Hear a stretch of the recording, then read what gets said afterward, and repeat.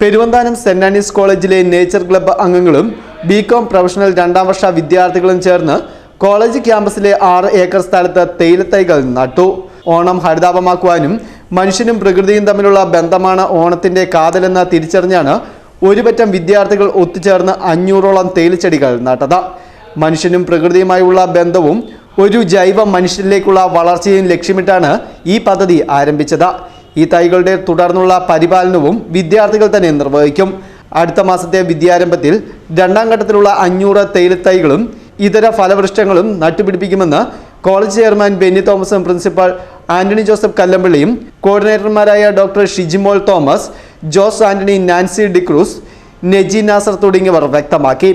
കോളേജിന്റെ മുൻവശം പച്ച പട്ടുപുതച്ച തേയിലത്തോട്ടത്തിലേക്ക് രൂപമാറ്റം സംഭവിക്കുമ്പോൾ നല്ല കുളിർമയുള്ള ആംബിയൻസിൽ ശുദ്ധവായു ശ്വസിച്ച് ഊർജ്ജസ്വലരായി പഠിക്കുവാൻ സാധിക്കുമെന്നും അധികാരികൾ വ്യക്തമാക്കി.